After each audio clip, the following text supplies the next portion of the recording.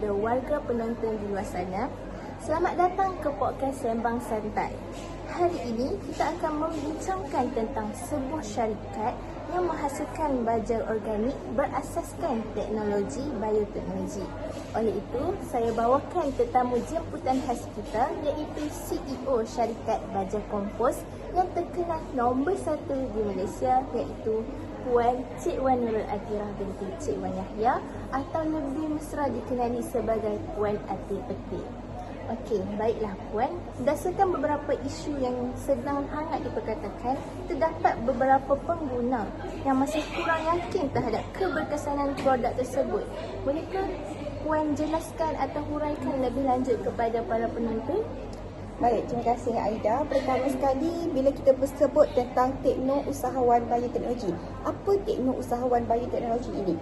Tekno bermaksud teknologi, usahawan bermaksud seseorang yang menggunakan perniagaan dengan inovasi dan kreativiti. Manakala bioteknologi pula adalah penggunaan organisma hidup seperti bakteria, kulat atau proses biologi untuk menghasilkan produk yang bermanfaat. Baik, kita berbalik kepada soalan Aida sebentar tadi. Apakah faktor pengguna kurang yakin untuk menggunakan bioteknologi? Pertama sekali, produk ni masih baharu dan masih kurang pendedahan. Baik, kita mungkin ada teknologi seperti media sosial untuk kita lihat tentang bioteknologi ini.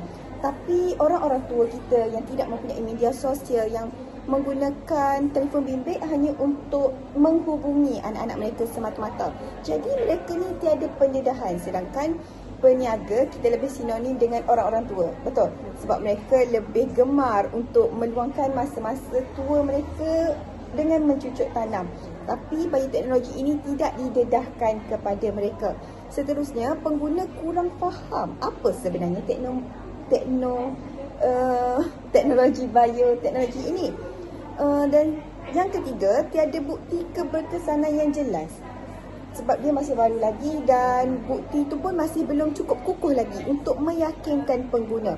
Dan yang keempat, kurang testimoni dan pengalaman penggunaannya yang sebenar. Baik, dan akhir sekali, faktor pengguna ni kurang yakin sebab harganya lebih sedikit mahal berbanding baja biasa.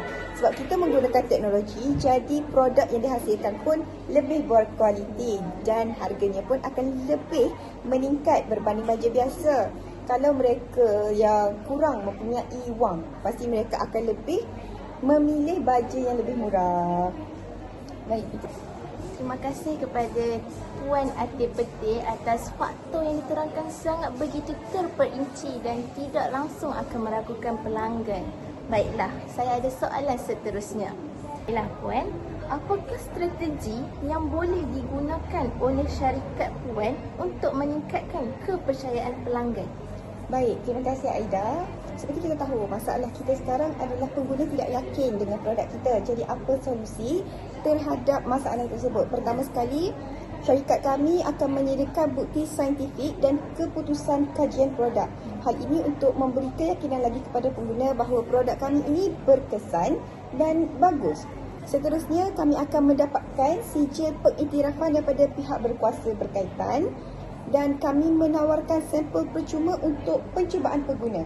Jadi kami akan buat sampel dalam pack yang kecil-kecil untuk bagi kepada mereka agar mereka dapat melihat sendiri hasil daripada produk tersebut. Dan kami akan mengadakan demonstrasi penggunaan di ladang atau kebun.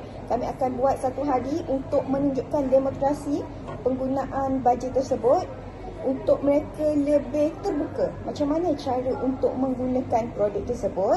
Dan akhir sekali, kami akan memberikan jaminan kualiti dan khidmat pelanggan yang terbaik kepada semua pengguna di syarikat kami. Nampaknya begitu yakinnya Puan Ati Peti menerangkan strategi syarikatnya. Oleh itu, dapatlah meyakinkan dan membuktikan kepada para pelanggan tentang syarikatnya. Baiklah, soalan seterusnya. Pada pendapat Puan Ati Peti, apakah pelan promosi yang sesuai untuk produk ini?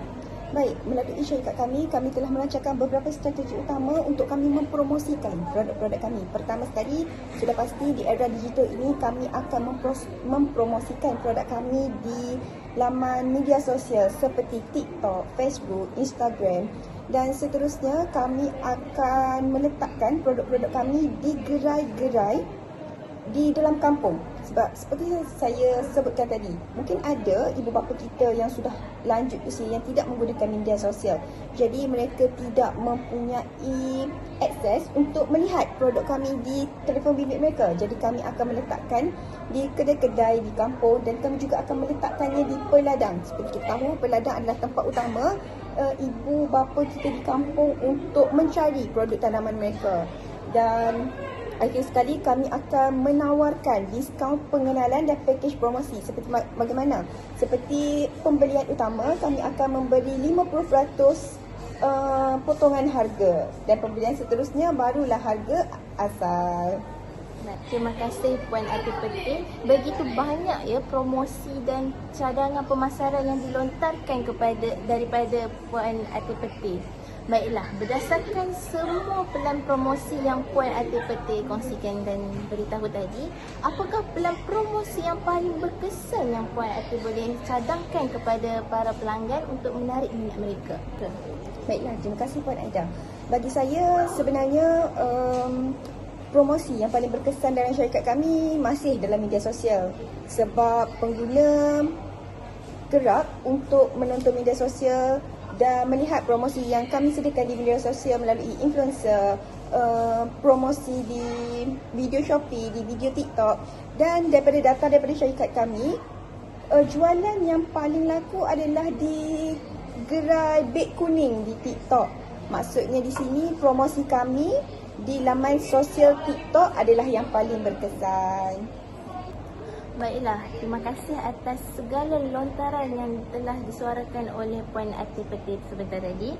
Baiklah, sebelum kita mengakhiri podcast kita pada hari ini, bolehkah Puan Ati Peti jelaskan justifikasi cadangan tadi berdasarkan tingkah laku pengguna? Baik, terima kasih Aida. Baik, justifikasi berdasarkan tingkah laku pengguna. Pertama sekali saya cakap sebentar tadi, promosi yang paling berkesan adalah di media sosial. Mengapa? Pertama sekali, apabila kita di media sosial, video promosi yang kami sediakan adalah berbentuk bagaimana tekstur produk, bagaimana penggunaan produk, bagaimana produk itu berkesan. Jadi pengguna cenderung mempercayai produk yang mempunyai bukti dan testimoni. Testimoni ni kita dapat dari mana? Apabila kita membeli di TikTok, kita boleh menyertakan komen-komen tentang produk tersebut. Jadi itulah testimoni yang dipercayai oleh pengguna. Seterusnya, pengguna sering mencari maklumat produk melalui media sosial. Apabila banyak video yang kami keluarkan tentang bagaimana keberkesanan produk itu, jadi mereka lebih yakin untuk membeli. Dan akhir sekali, cadangan daripada pakar dan pengguna lain mempengaruhi keputusan pembelian. Apabila dia lihat pakar sendiri cakap tentang kebaikan produk tersebut, pengguna-pengguna lain juga telah menyertakan komen mereka di ruangan komen. Jadi mereka lebih yakinlah untuk membeli produk tersebut. Baiklah, jutaan terima kasih kepada Puan Ati Peti yang sangat bermanfaat atas perkongsian beliau sebentar tadi. Baiklah, kesimpulannya, keyakinan pengguna terhadap baja organik bioteknologi boleh ditingkatkan melalui pendidikan pengguna, bukti keberkesanan, promosi yang sesuai dan penggunaan saluran pemasaran yang tepat. Okey, sekian sahaja podcast kami pada hari ini. Terima kasih sekali lagi atas kesediaan Puan Ati Peti yang jauh datangnya dari Kemaman, Terengganu, dan turut hadir juga untuk menyemarakkan lagi podcast kita pada petang ini.